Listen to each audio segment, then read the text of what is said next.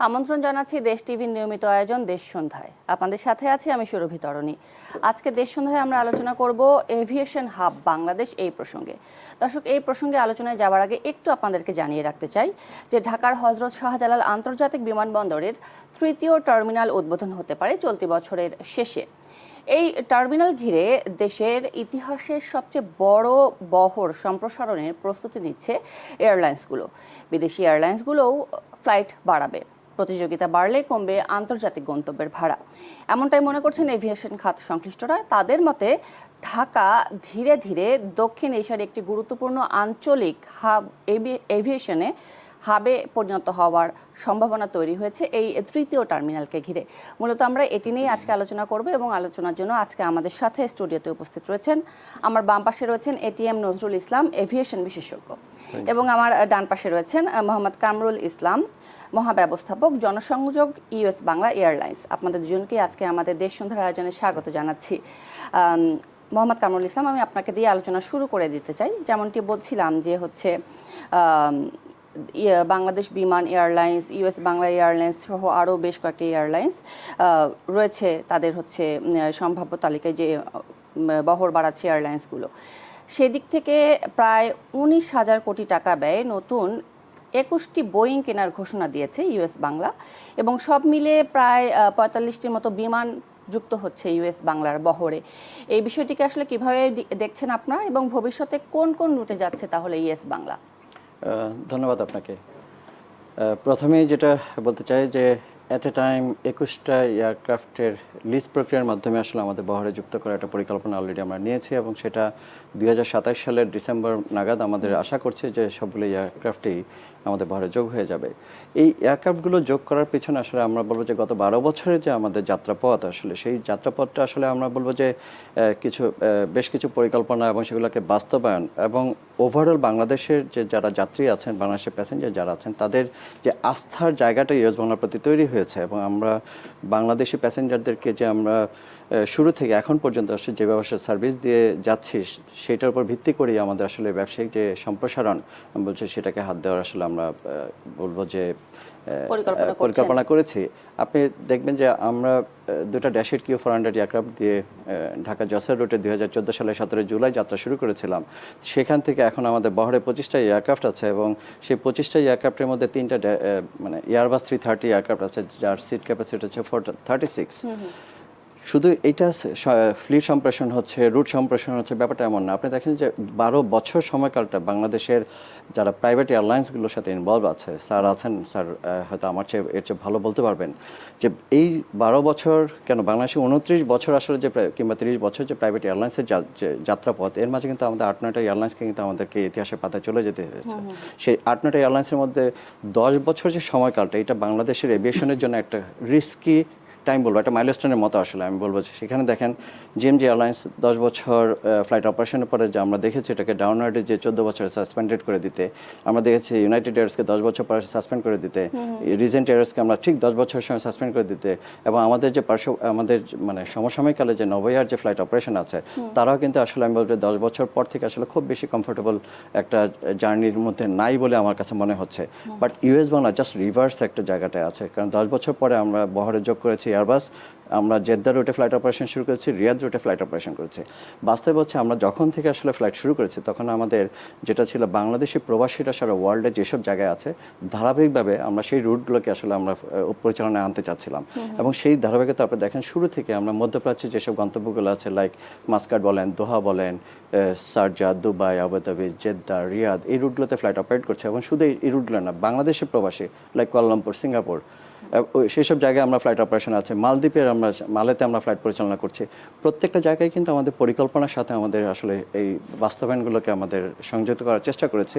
বর্তমানে যেটা আমাদের 21টা এয়ারক্রাফট, হ্যাঁ মনে হবে যে একটা বিশাল একটা বহর আমরা যোগ করছি, বাট এটা আসলে পরিকল্পনা অংশ। আপনি দেখেন যে আমরা অ্যাট এ টাইম পরিকল্পনা করছি, মধ্যপ্রাচ্যের কুয়েত নিয়ে আমরা প্ল্যান করছি, বাহরাইন প্ল্যান করছি, আমাদের যেসব ডেস্টিনেশনগুলো লাইক এক্সিস্টিং যেসব ডেস্টিনেশন, সেখানে ফ্লাইট ফ্রিকোয়েন্সি বাড়ানোর জন্য পরিকল্পনা করছি। এবং শুধু এটা না, আপনি হয়তো পরবর্তী সময় তো আসতেও পারে, আমরা সিলেট এবং চিটাংকে নিয়ে একটা ডিফারেন্ট কিছু পরিকল্পনা আমাদের আছে, যেটা রিজনাল হাব হিসেবে আমরা ওইটাকে এস্টাবলিশ করার জন্য চেষ্টা করছি। কারণ বাংলাদেশি প্যাসেঞ্জাররা ঢাকাকে কেন্দ্র করে আসলে সমস্ত পরিকল্পনা সাজায়, বাট সেই জায়গায় আমরা চাচ্ছি যে তাদের নিজস্ব গন্তব্যে, বিশেষ করে সিলেট এবং চিটাংয়ে যদি আমরা রিজনাল হাব করি, তাহলে সময় এবং অর্থ দুইটাই আসলে সেভ হওয়ার একটা সুযোগ আছে। শুধু সময় এবং অর্থ না, এয়ারলাইন্সগুলোর যে এয়ারক্রাফটের যে সাইকেলটা, সেইটাও সেভ হওয়ার একটা সুযোগ আছে। আমাদের অপারেশন কস্টটা তখন কমে যাবে। সব কিছু মিলে আমি বলবো যে ইউএস বাংলা এয়ারলাইন্স যাই পরিকল্পনা করছে, সেটা একটা পরিকল্পনার ভবিষ্যৎ পরিকল্পনার অংশ হিসেবে আসলে সিদ্ধান্তটা নিয়েছে। নিশ্চয়ই, অসংখ্য ধন্যবাদ মোহাম্মদ কামরুল ইসলাম আপনাকে। আমি এ পর্যায়ে এটিএম নজরুল ইসলাম আপনার কাছে জানতে চাই যে আজকে সরকারের মাননীয় প্রতিমন্ত্রী এম রশিদুজ্জামান মিল্লাত আবারও এভিয়েশন হাব করার কথা বলেছেন।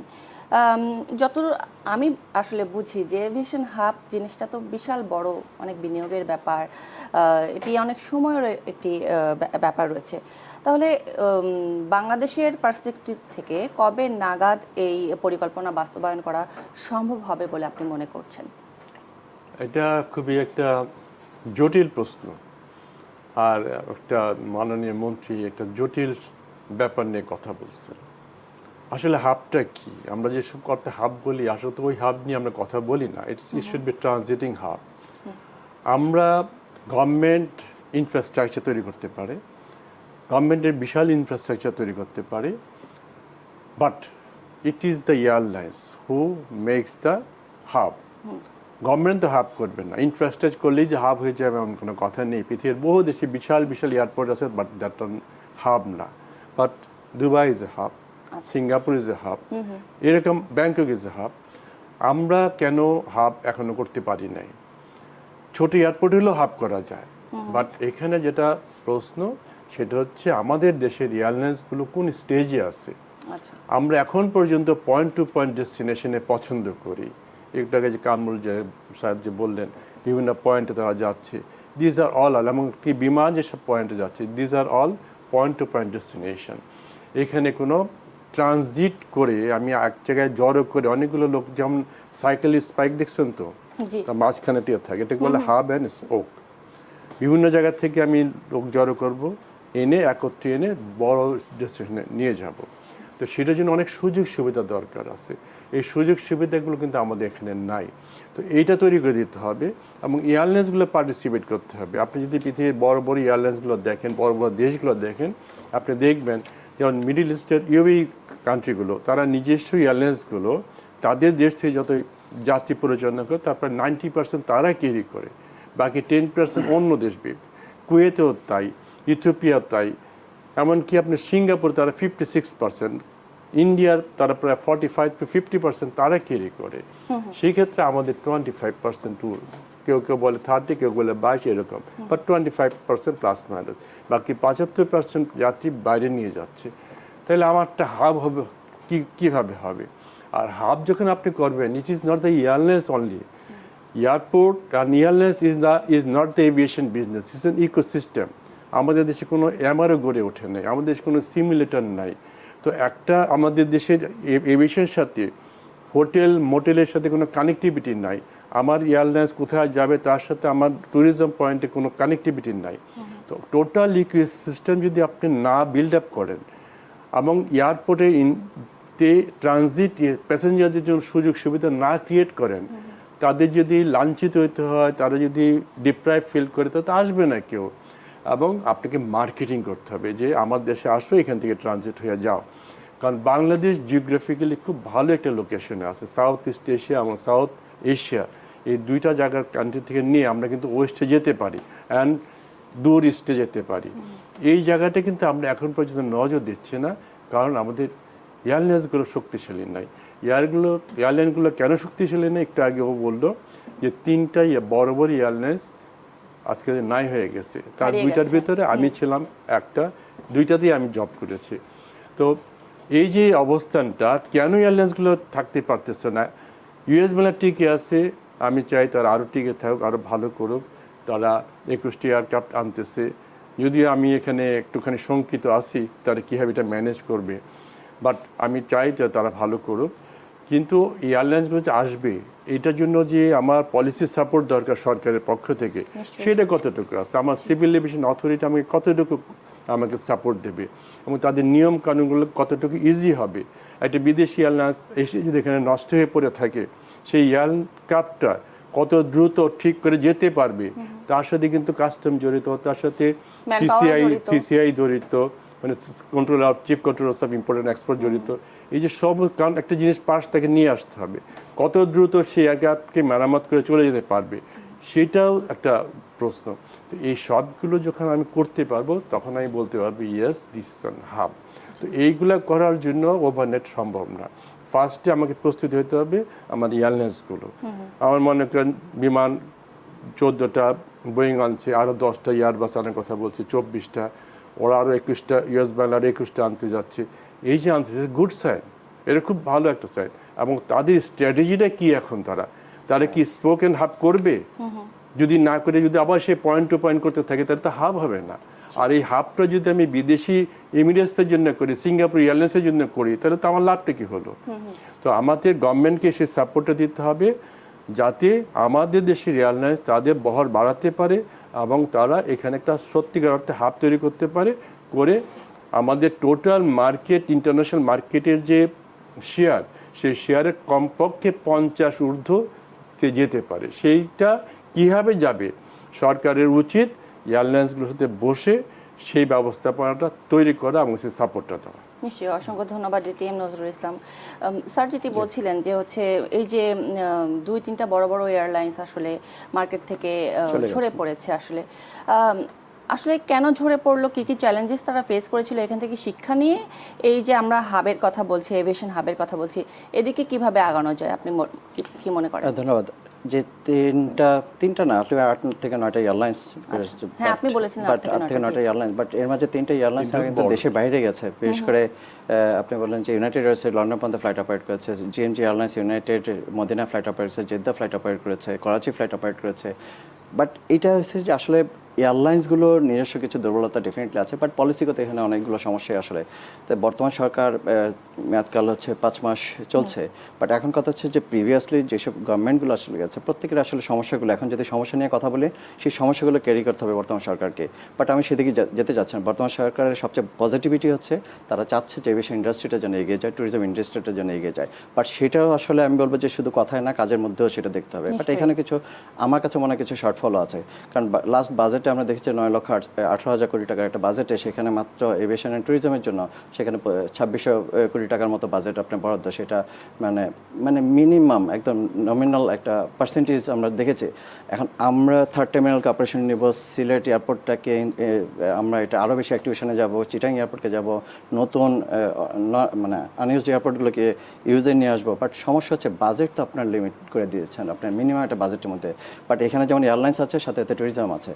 আপনি দেখেন যে কক্সবাজার বেজ, আমরা আসলে নতুন কোনো ট্যুরিস্ট ডেস্টিনেশনকে আমরা আসলে ক্রিয়েট করতে পারছি কিনা। আর হাবের ব্যাপারটা স্যার যেটা বলেছে, বেসিক্যালি আসলে এয়ারপোর্টকে হাবের কিছু নাই, বেসিক্যালি এয়ারলাইন্সকে আসলে সেই সক্ষমতার জায়গায় আসলে পৌঁছাতে হবে। আমরা আসলে সেই সক্ষমতার জায়গাটা আসলে পৌঁছাতে পেরেছি কিনা। আর দেখেন একটা এয়ারপোর্টকে আপনি যদি স্ট্রং একটা অবস্থান নিতে হয়, আপনি যেমন ট্রানজিট প্যাসেঞ্জারদের জন্য ফ্যাসিলিটেট করতে হবে, আপনার ট্রান্সশিপমেন্ট, আমরা স্টিল নাও 55 বছর পার হয়ে গেল আমরা ট্রান্সশিপমেন্টে যেতেই পারি নাই। বাট এইটাও আসলে গভর্নমেন্টের উচিত একটা পলিসির মাধ্যমে অ্যাজ আর্লি অ্যাজ পসিবল ট্রান্সশিপমেন্টের মধ্যে যাওয়া। আমরা কার্গো ফ্যাসিলিটিসগুলো যদি আমরা আমাদের নিজস্ব কোনো আসলে স্ট্রং, আমাদের কোনো ইন্ডিভিজুয়াল কোনো কার্গো এয়ারলাইন্সও নাই বাংলাদেশি ক্যারিয়ার, বাট আমরা বিদেশি ক্যারিয়ারের উপর ডিপেন্ডেন্ট, 100% বিদেশি ক্যারিয়ারের উপর ডিপেন্ডেন্ট। বাট এখন সেই জায়গা থেকে আমাদের স্কোপ আছে, আমাদের এই দেশে 18 কোটি মানুষের প্রায় 1.5 কোটি মানুষ কিন্তু প্রবাসে বিভিন্ন দেশে কিন্তু কাজের প্রয়োজনে হোক কিংবা চিকিৎসা প্রয়োজনে, ট্যুরিজমের প্রয়োজনে কিংবা যে কোনো পারপাসে তারা অবস্থান করছে। এই 1.5 কোটি মানুষকে, 1.5 কোটি প্যাসেঞ্জারকে সার্ভিস দেওয়ার জন্য সারা ওয়ার্ল্ডের 36টা এয়ারলাইন্স কিন্তু বাংলাদেশ বিজনেস পরিচালনা করছে। হোয়াইরাস আমরা বাংলাদেশি এয়ারলাইন্স হিসেবে আমরা সেই সক্ষমতাটা আমরা পৌঁছাতে পারি নাই। এটা আমি বলবো যে এটা ডেফিনেটলি বাংলাদেশের গভর্নমেন্টের গত 55 বছর আপনি বলেছেন যে সবচেয়ে বড় হচ্ছে যে আমাদের পলিসিগত সব আপনি ইকুয়ালি যদি আপনি দেখেন যে বিদেশি এয়ারলাইন্স, যেটা কিনা নজরুল ইসলামও বলেছেন যে পলিসিগত সাপোর্ট ডেফিনেটলি সেই জায়গা থেকে আমার কথা হচ্ছে একটা দেশের সংবিধান তো আমাদের জনগণের স্বার্থে বারবার অধ্যাদেশগুলো চেঞ্জ হয়েছে আমাদের। তো আমার কাছে একটা এয়ারলাইন্সকে টিকে থাকার জন্য যদি আমাদের পলিসিগত সমস্যাগুলোকে আমাদেরকে মানে ফাইন্ড আউট করে যদি এটা থেকে বের হওয়ার সুযোগ সুযোগ তৈরি থাকে সেটা তো রেগুলেটরি অথরিটিকে করতে হবে, মন্ত্রণালয় করতে হবে, সরকারকে করতে হবে।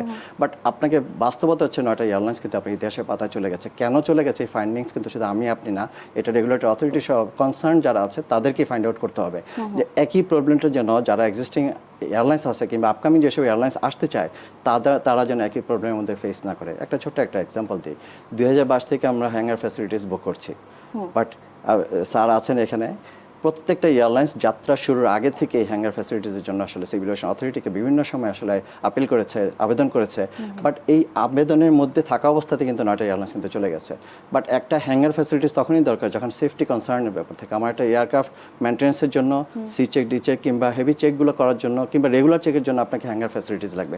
আমরা কিন্তু আসলে 2022 আগ পর্যন্ত আমরা কিন্তু সেই ফ্যাসিলিটিস ভোগ করি নাই। বাট থ্যাঙ্কস যে লাস্ট গভর্নমেন্ট আমাদেরকে সেই সুযোগটা দিয়েছে, ইন্টারিম গভর্নমেন্ট আমাদেরকে একটা ফ্যাসিলিটি দিয়ে গেছে, যেটা আমরা বলেছি যে আমরা বিভিন্ন সময়, আমরা দুজনে একসময় বলেছি যে আমাদের যে সারচার্জের যে ইয়েটা আছে, পার মান্থ 6% হারে ইয়ারলি 72% আমাকে সারচার্জ পে করতে হতো। আশেপাশে যত কান্ট্রি আছে সারা ওয়ার্ল্ডে আমার ধারণা সবচেয়ে বেশি পে করতাম আমরা।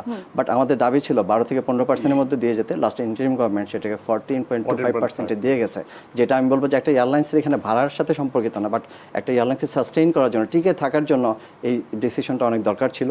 বাট এই ডিসিশনটার জন্য যেসব এয়ারলাইন্সগুলো বন্ধ হয়েছে তারাও আসলে বিভিন্ন সময় দাবি তুলেছে, তারা হয়তো এখন নাই, বাট এখন যারা আমরা আছি তারা কিন্তু এই অ্যাটলিস্ট আমি বলবো যে এই সুবিধাটা আমরা ভোগ করতে পারছি। বাস্তবতা হচ্ছে একটা হাবের জন্য এয়ারলাইন্সকে সক্ষম হতে হবে, আদারওয়াইজ আসলে একটা হাবের ডেজার্ট ওরিয়েন্টেড হবে না। জি ধন্যবাদ। এখানে আমি একটু বলি ওর নিশ্চয়ই। সাথে যে সারচার্জ ছিল, 72% সারচার্জ ছিল। এটার জন্য বড় 3টি এয়ারলাইন্স ইনক্লুডিং বিমান বিশাল একটা বকেয়াতে পড়ে গিয়েছিল। আচ্ছা, কোনো এক সময় ইউনাইটেড এয়ারলাইন্স বন্ধ হয়ে গেল, এটাকে রিভাইভ করার জন্য আমাদের মতন আমি সহ আরও 7জন, টোটাল 8 জনের একটা নতুন কমিটি করে দেওয়া হয়েছিল এবং I was selected as managing director for that airlines. এটাকে রিভাইভ করা যায় কিনা আমরা গভর্নমেন্টকে একটা প্রস্তাব দিয়েছিলাম যে এটার যে বকেয়া 395 কোটি টাকা আছে এটা মৌকুব করেন, কারণ এটা হয়েছে because of 72% surcharge interest rate on the area, যেটা ছিল একটা 54 কোটি টাকার মতো। এবং আমরা কিন্তু একটা বিদেশি ফান্ড আমরা অলরেডি কমিটেড ছিল, প্রায় আপনি 510 কোটি টাকা বাংলাদেশের টাকা, $60 মিলিয়ন। আমরা বিজনেস প্ল্যানও দিয়েছি, কিন্তু তৎকালীন সরকারের মন্ত্রণালয় এটাকে রিজেক্ট করে দিচ্ছে। আপনি চিন্তা করেন, একে তো আমরা একটা বিদেশি ফান্ড আনতেছিলাম, সেটা হলো না, বিকজ তাদের কথা ছিল যে এই 400 কোটি টাকা কীভাবে হইলে কোম্পানির। তা আমরা বলছি এই ব্যাপার, ও মাই গড, 72% সারচার্জ পৃথিবীর কোথাও নেই।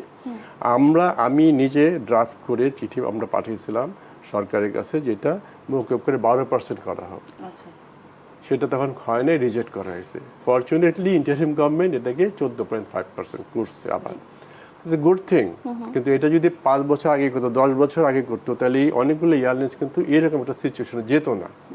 তো ওই জিনিসটাই একটা বিশাল একটা ব্যাপার, গভর্নমেন্ট সাপোর্ট দরকার এবং গভর্নমেন্টকে আরও ত্বরিত মানে অ্যাকশনে যেতে হওয়া দরকার এই ধরনের কাণ্ড কারখানায়। জি, আরেকটি বিষয় আপনার কাছে জানতে চাই যে হচ্ছে বেসরকারি এয়ারলাইন্সগুলো অপারেট করতে বাংলাদেশে আসলে বিশেষ করে পাইলটের পেছনে বা ক্রুদের জন্য মোট কথা হচ্ছে একটি দক্ষ জনশক্তি তৈরিতে তাদের বেশ খানিকটা খরচ করতে হয়।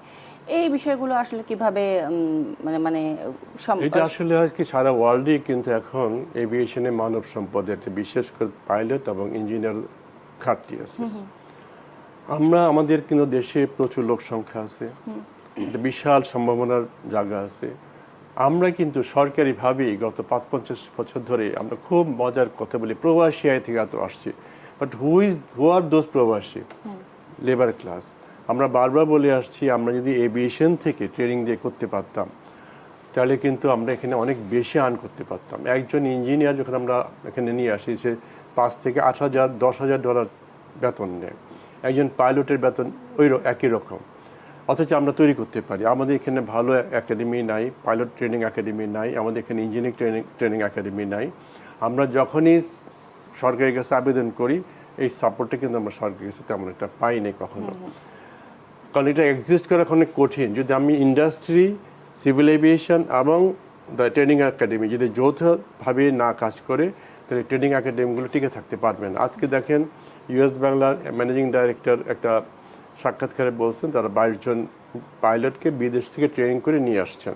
তদুরূপ তারা কিছু ইঞ্জিনিয়াররা বিদেশ থেকে ট্রেনিং করে নিয়ে আসছেন, বাংলাদেশি থাকতো, একেতেই ফরেন কারেন্সিরা যেত না, দ্বিতীয় আমরা এই ট্রেনিংটা এখানে দিতাম, আমাদের দেশের ছেলেরা এখান থেকে ট্রেন করে এখানে আসতো। শুধু তাই না, দেশের যেমন তারা 21টা ওইখানে 24টা, এই যে এয়ারক্রাফটগুলো 40-45টি এয়ারক্রাফটের জন্য আপনার প্রায় 150-200 পাইলট লাগবে। কোথা থেকে পাওয়া যাবে? 21টা এয়ারক্রাফট যে তারা চালাবে, পাইলট পাবে কোত্থেকে? পাইলট তো নাই মার্কেটে, ইঞ্জিনিয়ার তো মার্কেটে নেই। আমরা এটা করতে পারছি না। আপনি যদি ট্রেনটা দেখেন, আগামী 10 বছর সারা বিশ্বে কত পাইলট লাগবে, কত এয়ারক্রাফট আসবে, সেটা ধরে যদি আমরা যাই, তাহলে কিন্তু বহু ট্রেনিং একাডেমি প্রয়োজন। আজকে যখন আমি একটা অ্যাড দিই ইঞ্জিনিয়ারিং বা পাইলট, আমি দেখি ইন্ডিয়ান লোকরা, ভারতীয় পাইলট, ভারতীয় ইঞ্জিনিয়ার অ্যাপ্লাই করতেছে, ইন্দোনেশিয়ানরা অ্যাপ্লাই করতেছে, মালয়েশিয়ানরা অ্যাপ্লাই করতেছে, ফিলিপিনরা অ্যাপ্লাই করতেছে, বিকজ তাদের গভর্নমেন্ট তাদেরকে সুযোগটা দিয়েছে। আমাদের গভর্নমেন্ট কিন্তু সুযোগটা দেয় নাই। আমরা যখনই অ্যাপ্লাই করেছি, দিনের পর দিন এন্টারপ্রেনিয়াররা বিরক্ত হয়ে ছেড়ে দেমাই কেঁদে বাঁচি, এইরকম একটা অবস্থা হয়েছে। একটা এয়ারলাইন্স করতে আপনি আবেদন করেন, কতদিন সময় লাগে দেখেন। এই জায়গাগুলোতে সরকারকে এগিয়ে আসতে হবে। যদি কোনো এন্টারপ্রেনিয়ার ট্রেনিং একাডেমি করতে চায়, সরকারের উচিত, বাবা কীভাবে করতে পারো, আমি তোমাকে সাপোর্ট করবো, প্রয়োজনীয় ডকুমেন্ট আমি লিখে দেবো, তুমি করো। কারণ এটা আলটিমেটলি ম্যাক্রো ইকোনমিতে একটা বিশাল অ্যাড হবে আমাদের ফরেন কারেন্সিতে। ফরেন কারেন্সি আমাদেরকে রিটেন করতে পারবো, ফরেন কারেন্সি আমরা আয় করতে পারবো। তো এই একই অবস্থা আমাদের এই জায়গাটায় আমাদের এয়ারলাইন্সগুলো সাফার করতেছে।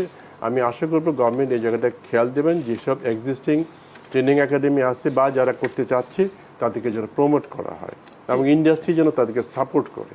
জি, অসংখ্য ধন্যবাদ আপনার বক্তব্যের জন্য এটিএম নজরুল ইসলাম এবং মোহাম্মদ কামরুল ইসলাম। আমি আপনার কাছে আসবো, স্যার যেটি বললেন যে এভিয়েশন থেকে ট্রেনিংয়ের ব্যবস্থা করা যায় কিনা, এ প্রসঙ্গে আসবো, তবে একটি বিরতির পরে ফিরতে চাই। দর্শক, দেশ সন্ধ্যা থেকে নিচ্ছে একটি বিরতি, সাথেই থাকবেন।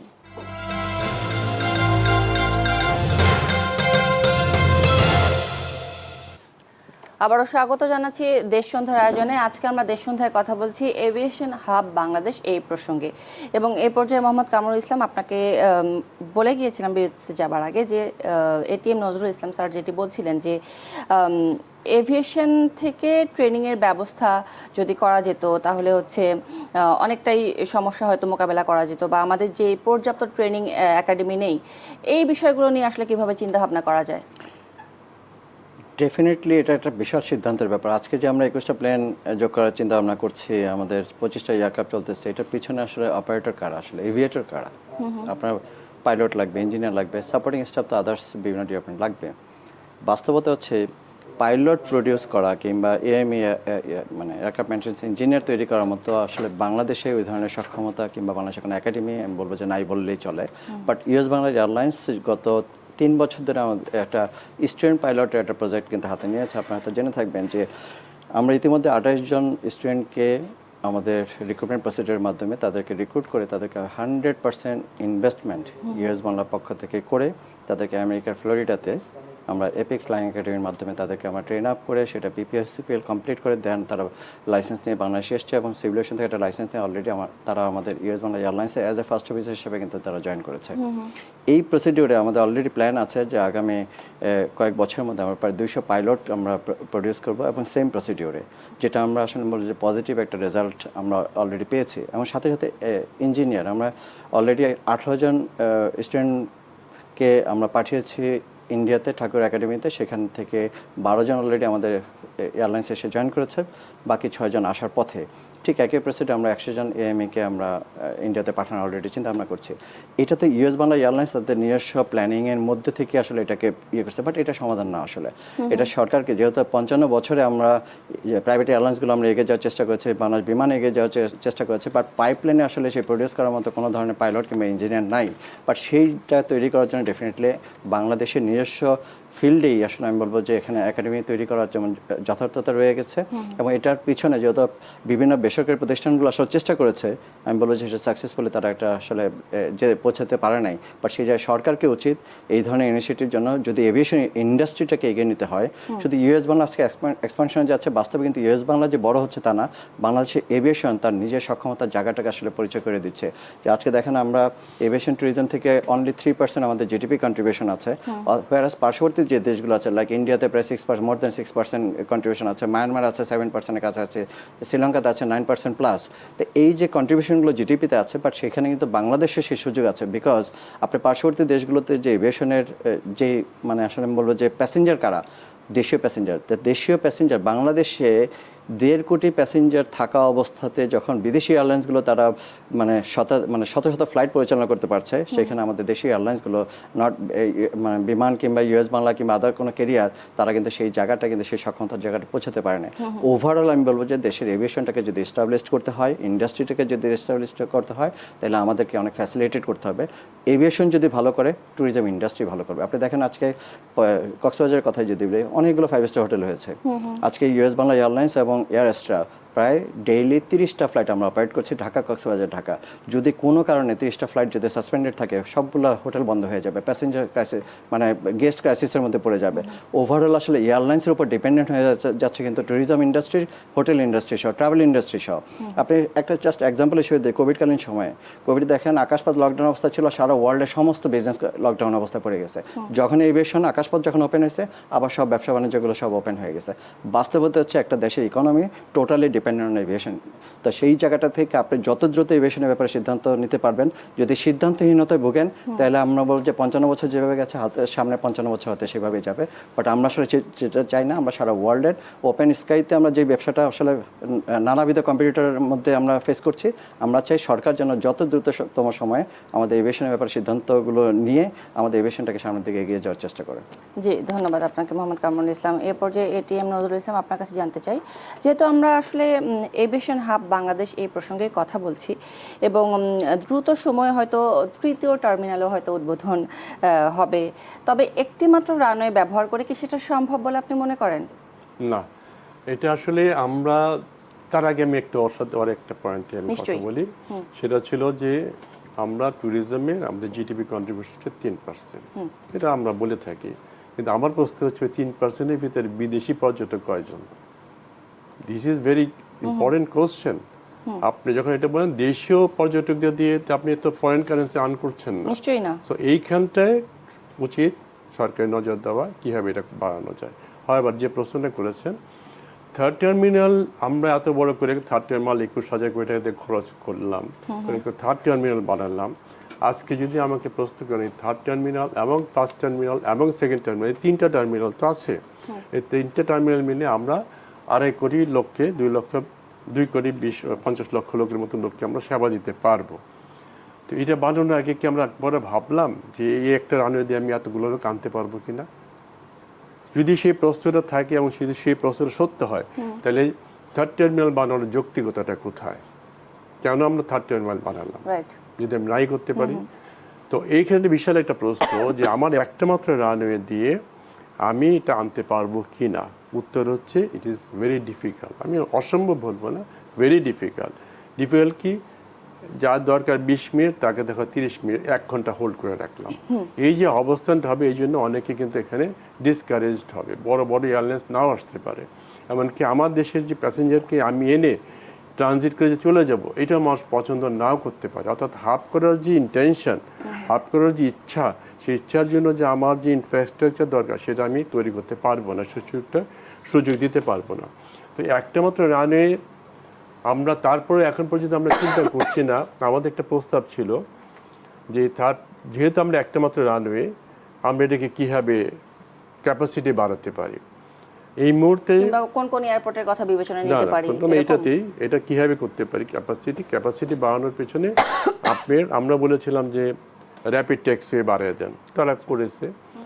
আরেকটা বলা ছিল যে আপনার এখানে ইনস্ট্রুমেন্ট ল্যান্ডিং সিস্টেমটা খুব পুয়ার। আমরা বলেছিলাম এটা ILS ক্যাটাগরি 3 করেন, তাহলে শীতকালে যে সময়টা আমি কোনো এয়ারক্রাফট ল্যান্ড করাতে পারি না, সেই সময় আমার ক্যাপাসিটি বাড়বে। সেকেন্ড পয়েন্ট ছিল helicopter operation constitute almost 10 to 11% of the total traffic in this airport.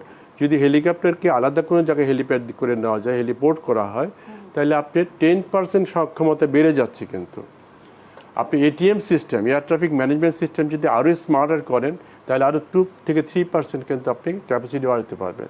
So এইভাবে কিন্তু, এবং যদি প্রশিক্ষণ যদি ট্রেনিং যদি আরও কমিয়ে দিতে পারেন সেখানেও কিন্তু বাড়বে। এইভাবে যদি আপনি আরও 10 থেকে 15% ক্যাপাসিটি আপনি বাড়াতে পারেন, কিন্তু টোটাল ক্যাপাসিটি বাড়ানো যাবে না। আগামী 10 বছরে আমরা যে ভাবতেছি বাই 2035 আমি টোটাল 1.5 কোটি লোককে সেবা দেবো এখানে, এরপরে এটা সম্ভব না। বাট এরপরে কি করবেন? গ্রোথ তো চলতে থাকবে, ডিমান্ড তো থাকবে। এরপরে কি করব এটি নিয়ে আসবো আবার আপনার কাছে, তবে একটি বিরতির পরে ফিরে আসতে চাই আপনাদের দুজনের কাছে। দর্শক, দেশ সন্ধ্যা থেকে নিচ্ছে আরেকটি বিরতি, সাথেই থাকবেন।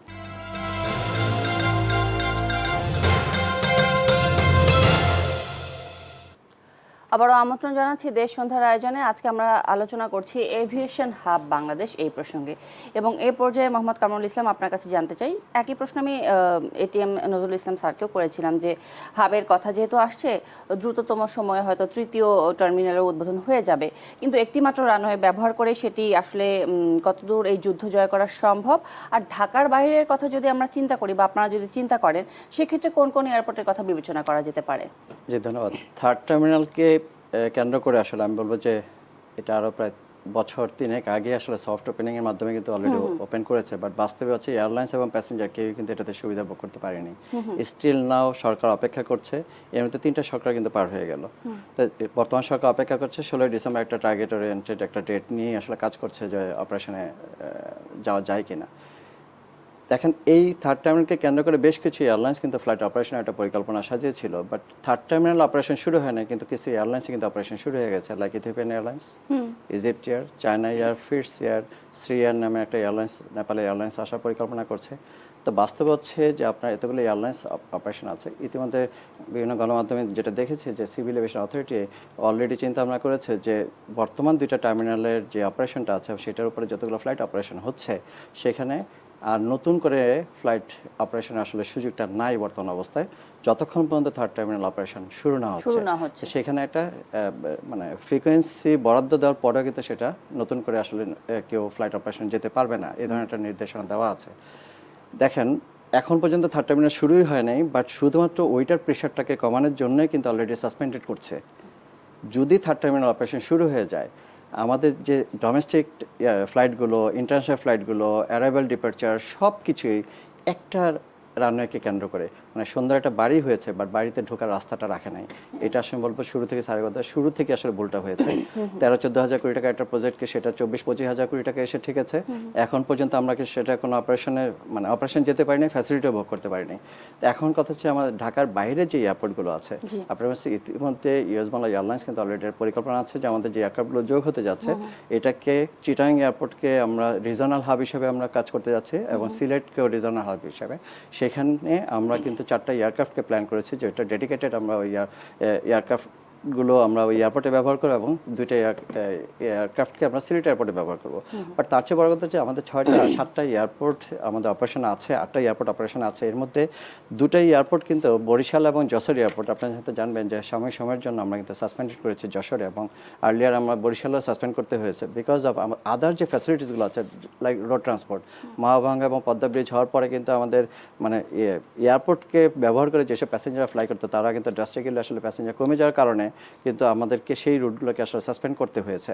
তো এটা আসলে এটা আমি পজিটিভ সাইন আছে, একটা দেশের আকাশপথ ঠিক আছে হচ্ছে, বাট অন্য একটা সাইডে অপশনটা তৈরি হয়েছে, আপনার সড়কপথের অপশন তৈরি হয়েছে, রেলপথের অপশনটা তৈরি হয়েছে। কিন্তু আমার কথা হচ্ছে একটা এয়ারপোর্ট বন্ধ হয়ে যেতে পারে, মানে কোনো সময় প্যাসেঞ্জার কমে যাবে, বেড়ে যাবে, ফ্লাইট কমে বাড়বে, কিন্তু আদার্স আমাদের যেসব এয়ারপোর্টগুলো নন অপারেশন এয়ারপোর্ট ছিল সেগুলোকে আমরা অপারেশন নিতে পারতাম এতদিনে। আপনি দেখেন ঠাকুরগাঁও এয়ারপোর্ট বলেন, আপনার ঈশ্বরদী এয়ারপোর্ট আছে, শমশানগর এয়ারপোর্ট আছে, কিংবা কুমিল্লা এয়ারপোর্ট আছে, বগুড়া এয়ারপোর্টে মানে এতদিন পর্যন্ত আমরা জানি যে কমার্শিয়ালি আসলে ভায়াবল হবে কি হবে না সেটা, বাট বর্তমান সরকার এসে থেমে গেছে। এটা আসলে অনেক সময় যেমন বিজনেস একটা ফ্যাক্টর থেকে পলিটিক্যাল একটা ব্যাপার আছে, আমরা আসলে সেই পলিটিক্যাল ব্যাপারটা আসলে যেতে চাই না, বাট একটা এয়ারপোর্টকে আপনি তখনই অপারেশন আনবেন সেটা হচ্ছে এয়ারপোর্ট ইকোনমি আসলে কতটা ভায়াবল হবে, আপনার সেই এয়ারপোর্টকে বেস করে আপনার জব অপরচুনিটি তৈরি হওয়ার সুযোগ আছে কিনা, আপনার বিজনেস অপরচুনিটি তৈরি হওয়ার সুযোগ আছে না, আপনার সব কিছু মিলে আমি বলবো যে আকাশপথের শুধুমাত্র একটা এয়ারপোর্টকে ইনফ্রাস্ট্রাকচার ডেভেলপ করলাম, বাট সেইখানে আসলে কতটুকার এয়ারলাইন্সগুলো ব্যবসা করার সুযোগ আছে, কিংবা ওভারঅল এন্টায়ার এরিয়াটা স্পেসটা আসলে সেই জায়গাটা আসলে সুইটেবল কিনা, এই জিনিসগুলো আমি বলবো সব কিছু বিবেচনাধীন রেখেই আমাদের নন অপারেশন যেসব এয়ারপোর্টগুলো আছে সেগুলোকে বিবেচনা করে আমার মনে হয় এয়ারপোর্টগুলোকে যদি কানেক্টেড করেন, অপারেশন নিয়ে আসেন, তাহলে বাংলাদেশের আকাশপথটা আরও বেশি সুরক্ষিত হওয়ার একটা সুযোগ আছে। জি, এবং এক্ষেত্রে হচ্ছে যে অভ্যন্তরীণ রুটে যেহেতু হচ্ছে ইউএস বাংলা বিমান পরিচালনা করে থাকে এবং এভিয়েশন হাবের কথাও বারবার চলে আসছে, সেক্ষেত্রে আমাদের অভ্যন্তরীণ বিমানবন্দরগুলোর আসলে কি অবস্থা? আমি বলবো যে আগের তুলনায় ডেফিনেটলি কিছুটা বেটার, বাট তারপরে আমি বলবো যে কক্সবাজার এয়ারপোর্টে আপনি দেখেন যে আগে একটা সময় সপ্তাহে 3-4টা ফ্লাইট অপারেট হতো, বাট গত 20 বছরের ব্যবধানে এসে এখন আমরা শুধু ইউএস বাংলা এবং এয়ারএসটাই ডেইলি ফ্লাইট অপারেট করছে, 15 দিনে 30টা ফ্লাইট আসা যাওয়া করছে, 90 ফ্লাইট অপারেট করছে, বাংলাদেশ বিমান ফ্লাইট অপারেট করছে, প্রায় অলমোস্ট আমি বলবো 40 থেকে 45টা ফ্লাইট ডেইলি অপারেট হচ্ছে কক্সবাজারে। বাট ফ্যাসিলিটি জায়গা থেকে আসলে আমি বলবো যে সেই রেশিওতে আসলে ইমপ্রুভ করে নাই। বাট সরকারকে উচিত যে আমাদের যে ডোমেস্টিক এয়ারপোর্টগুলো আছে শুধুমাত্র ঢাকাকে চিন্তা না করে ঢাকার বাইরে যে এয়ারপোর্টগুলো আছে সেগুলোকেও যেন একইভাবে আসলে আমি বলছি আন্তর্জাতিক মানের যেন করা হয়, তাহলে আমি প্যাসেঞ্জাররা শুধু ঢাকায় না, ঢাকার বাইরে যে এয়ারপোর্টগুলোকে সেটা আন্তর্জাতিক মানের যখন হয়, তখন আসলে আমি বলবো যে এভিয়েশন ইন্ডাস্ট্রিটা কিংবা এয়ারপোর্ট অথরিটি, এয়ারপোর্ট সব কিছু আসলে এগিয়ে যাচ্ছে, এটাকে আসলে বলার সুযোগটা পাবে। নিশ্চয়ই, ধন্যবাদ। এই পর্যায়ে টিএম নজরুল ইসলাম, আপনার কাছে জানতে চাই, আপনি নিজে একটা পয়েন্ট আউট করেছিলেন যে আসলে আমাদের জানতে হবে যে বিদেশি ট্যুরিস্ট আসলে আমাদের কতজন, এটা কি আমাদের সরকার বা আমাদের রাষ্ট্র আসলে জানে কিনা। পাশাপাশি আরেকটি প্রশ্ন করতে চাই, সেটা হচ্ছে আমাদের পাশেই যদি আমরা দেখি যে দিল্লি, ব্যাংকক, কুয়ালালামপুর এবং মধ্যপ্রাচ্যের বিভিন্ন বড় বড় হাবগুলোর কথা যদি আমরা চিন্তা করি, তাদের সাথে আসলে বাংলাদেশ কিভাবে কম্পিট করবে? খুব ডিফিকাল্ট। প্রথমত যে প্রশ্নটা করছেন বিদেশি পর্যটক আমাদের আসেন না কেন, মানে আসলে টুরিস্ট কতজন আমরা জানি কিনা না, আমাদের এখনো স্ট্যাটিস্টিক্স নাই, কারণ এটা হচ্ছে যারা আসে ট্রু পর্যটক কেউ আসে না, কেউ অফিসিয়াল কাজে আসে, একদিন দুদিন থাকে, আমাদের ইমিগ্রেশন ওটাকে পর্যটক বানায়, বা অনেকে আসে ট্যুরিস্ট ভিসা নিয়ে, আসে কিন্তু বিজনেস পারপাসে। তো এক ট্রুলি পর্যটক কতজন আসে খুব কম, এটা সংখ্যাটা আমাদের জানা নেই, বাট আমি মনে করি খুব হার্ডলি এনিথিং। আর সেকেন্ড প্রশ্নটা হচ্ছে হাব হিসাবে আমরা কম্পিটিশন যা আশেপাশে দেশের সাথে আছে সেটা কীভাবে করবো, এটা কিন্তু আমি প্রথমেই বলেছি। আমাদের হাবে করতে হলে ইনফ্রাস্ট্রাকচার দরকার, সেটা সরকার যদি করে দেন ভালো, এবং করতে চেষ্টা করতেছেন, কিন্তু সেই সাথে এয়ারলাইন্সগুলোকে এগিয়ে আসতে হবে, যেটা এখন আমরা দেখতেছি এয়ারলাইন্সগুলো এগিয়ে আসছে। কিন্তু আমার প্রশ্ন আছে দুইটাই, একটা হচ্ছে সে ফর এক্সাম্পল বিমানের যে এয়ারক্রাফটগুলো আমি দেখছি, হাবেরটা আগে আমি বলেছিলাম যে হাব হচ্ছে আশেপাশের ছোট ছোট দেশ থেকে প্যাসেঞ্জার জড়ো করে দূরবর্তী দেশে সে নিয়ে যায় বড় এয়ারক্রাফট দিয়ে। আপনি যদি আমাদের দেশের এয়ারক্রাফটগুলো দেখেন, বিমানের আগে ছিল ছোট এয়ারক্রাফট 4টা, বড় এয়ারক্রাফট 8টা, 14টা। নতুন অর্ডার দিচ্ছে ছোট্ট এয়ারক্রাফট 4টা, বড় এয়ারক্রাফট 8টা, কন্ডিশন কিন্তু সেম। ইউএস বাংলার সবই ছোট এয়ারক্রাফট নামতেছে, ন্যারো এয়ারক্রাফট, বড় এয়ারক্রাফট নাই। তাহলে হাব হবে কি করে? হাব তো তারা করতে পারবে না, না বিমান পারবে, না ইউএস বাংলা পারবে। ট্রু ফ্যাক্টরে হাব করতে হলে আপনাকে স্পোকের মতন, সাইকেলের স্পোকের মতন আপনি বিভিন্ন জায়গাতে জড়ো করে বড় ডেস্টিনেশন নিয়ে যাবেন, ওটা হচ্ছে ট্রু হাব। এবং সরকারের দায়িত্ব হচ্ছে ট্রানজিট পয়েন্টগুলো, অর্থাৎ ঢাকা এয়ারপোর্ট যদি সেটা হয়, সেখানে সেই ফেসিলিটিটা এনশিওর করা, একজন প্যাসেঞ্জার যেন যতক্ষণ থাকে সে যেন হ্যাপি মুডে থাকে, সে একটা ভালো কফি খাওয়ার মতো একটা পরিবেশ থাকে, তার নিশ্চয়তা থাকে, একটা মেয়ের জন্য নিশ্চয়তা থাকে, এবং যদি কোনো প্যাসেঞ্জার চায় সেজন্য এসে 1 ঘন্টার ভিতরে ট্রানজিটিং করতে পারে, সেই সুযোগটা থাকা। সেই জায়গাগুলো যতক্ষণ না উন্নত হবে এবং এয়ারলাইন্সগুলো যদি প্রিপেয়ার না হয়, তাহলে আমি হাব কম্পিটিশনে যেতে পারবো না। এটা হচ্ছে একটা সাইড। আরেকটা আমি কানমূলের সূত্র ধরে বলছি, আমাদের যে আনইউজড এয়ারপোর্টগুলোর কথা। আমি আপনাকে একটা উদাহরণ দিই, এটা 2010 সালের কথা। তখন রাজশাহীতে এবং সৈয়দপুরে কোনো ফ্লাইট যেত না। তো তৎকালীন সরকার আমাকে পার্সোনালি ডেকে বললেন যে নজরুল, আমরা কমিটেড টু দ্য জনগণ, এই দুটি এয়ারপোর্টে ফ্লাইট দিতে হবে। আমরা বললাম এখানে কোনো লোড নাই, আমাদেরকে একটা সুযোগ দিতে হবে। কী সুযোগ? এখানে landing and the navigation charge মৌকুব করে দেন। সরকার বললো মৌকুব করে দিচ্ছি। আমি বললাম মুখে কথা হবে না, মিনিট করা হলো, আমরা দিলাম। সপ্তাহে তখন 3টা ফ্লাইট দিতাম, তাও ঘুরে একদিন রাজশাহী হয়ে আরেকদিন সৈয়দপুর হয়ে, তাও লোড পুরো হতো না। সেই 2010 সালের পরে, আজকে 10 বছর পরে, এক একটা সৈয়দপুরে 15 থেকে 18টা ফ্লাইট যায়। কেন ইমাজিন? রাজশাহীতে মাঝখানে তো ডেইলি 6টা থেকে 10টা ফ্লাইট যেত, এখন কমে গেছে। ঈদের সময় তো আরো বেশি, ঈদের সময় আরো বেশি যায়। Same goes to Cox's Bazar. Cox's Bazar সারাদিনে 2-3টা ফ্লাইট যেত। তো এই যে অবস্থানটা, অর্থাৎ একটা জায়গায় যদি আপনি প্রমোট করতে চান, সেই জায়গায় আপনার রুট ফ্লাইট দিতে হবে। আজকে যদি আমি ঠাকুরগাঁওয়ে, লালমনিরহাটে বা ঈশ্বরদীতে আমরা ফ্লাইটটা ড্রপ করে গেছে দেওয়া হয়, সরকারকে এগিয়ে আসতে হবে, ইনফ্রাস্ট্রাকচার তৈরি করতে হবে, বলতে হবে আসো কমায় দিলাম, যদি এখানে যাও আমি ডোমেস্টিকে ফুয়েলের উপরে কোনো ভ্যাট নেব না, নো ভ্যাট অন ডোমেস্টিক বলে দেন। সরকারকে প্রমোট করতে হবে, কারণ আমি চাচ্ছি যে ইকোসিস্টেমে টোটাল ম্যাক্রো ইকোনমিতে এয়ারপোর্ট ইকোনমি বাড়ুক। ওই যে একটা কথা আপনার বললো না, এয়ারপোর্টকে ভিত্তি করে একটা মুড়িওয়ালা আসবে, একটা রিক্সাওয়ালা আসবে, সে টোটাল জিডিপিতে কন্ট্রিবিউট করবে। চিন্তাটা করতে হবে টোটাল এভিয়েশন ইকোনমিতে how we can increase the GDP, এইটা ভাবতে হবে। তো ওই জায়গাগুলোতে আমাদের কাজ করতে হবে। আমি শুধুমাত্র একটা এয়ারপোর্ট দেখলাম, একটা এয়ারলাইন দেখলাম, এইখানে আমাকে থেমে থাকার কোনো মানে হয় না। সো আমাদের এই জায়গাগুলো যদি আমরা করি। আরেকটা জিনিস হচ্ছে আপনার 2010-এ যে 3টে এয়ারলাইন বসে গেছে, বড় এয়ারলাইন্স বা ছোটো এয়ারলাইন্স সব মিলিয়ে 10টা, তখন কিন্তু আমাদের ইকোনমি অবস্থা এরকম ছিল না। তখন আমাদের জিডিপিতে এক একজনের 2,000 বা $1,500-2,000 ছিল। আজকে আমরা 7-6,000-এ চলে গেছি। অর্থাৎ ইকোনমি যত বাড়তে থাকে, এভিয়েশনের চাহিদা তত বাড়তে থাকবে, এটির নিয়ম। ইন্ডাস্ট্রি যত হতে থাকবে তত আপনার, আজকে যদি যশোর ভিত্তিক ইন্ডাস্ট্রি থাকে, বরিশালে যদি ইন্ডাস্ট্রি থাকে, যত দ্রুততম সড়ক রোডই হোক না কেন, আপনি কিন্তু তত তারপরেও কিন্তু এভিয়েশন চলবে। বরিশালে কিন্তু আমরা যখন প্রথম বরিশালে ফ্লাইট দিই, আমি ব্যক্তিগতভাবে আমি গিয়েছিলাম বরিশালে চেম্বার অফ কমার্স এবং বিভিন্ন জায়গায় কথা বলতে। আমাকে তারা বলল, ভাই, ঠিক বরিশালী ভাষায় আনতে পারবো না, ভাই আমি রাত্রে জাহাজে করে ঢাকায় যাব ঘুমাইতে ঘুমাইতে, সারাদিন ঢাকায় কাজ করব, আবার রাত্রে ঘুমাইতে ঘুমাইতে চলে আসবো, কি আরামে ঘুম দেবো আমি, কেন আমি ভাই এত টাকা খরচ করে বিমানে যাব? আমি হাসতে হাসতে বললাম, ভাই এটা আপনি করতে পারেন সারা বছর, কিন্তু সারা বছরে আপনার বাচ্চা ছেলেটাকে তো আপনি দেখলেন না রাত্রেবেলায়। এই যে বাচ্চা ছেলে যে আপনি আদরটা পাইতো, বা আপনার মেয়েটা যে আদরটা পাইতো, রাত্রেবেলাতে আপনি মিস করলেন আপনার সংসারটাকে। হাইসা দিচ্ছে, বলছে আমরা আপনি জিএমজি চালান, আমরা এনশিওর করে প্যাসেঞ্জার। বিশ্বাস করেন, নো পয়েন্ট থেকে আমি প্রতিদিন আমরা 2টা করে ফ্লাইট দিতাম জিএমজি, তোমার যদি মনে থাকে, 2টা করে ফ্লাইট দিতাম। আমরা এইভাবে মার্কেটিং করছি একটা সময়। আমরা পাল্লা দিচ্ছি স্টিমারের সাথে, ভাড়া কমিয়ে দিচ্ছি। তো সরকারকে চিন্তা করতে হবে, যদি আমি এভিয়েশন টিকিয়ে রাখি, এভিয়েশন অর্থনীতিতে অনেক কিছু দেবে। একটা এয়ারপোর্ট আমি করা আছে, এয়ারপোর্ট কেন্দ্রিক অনেক অ্যাক্টিভিটি গ্রো করবে।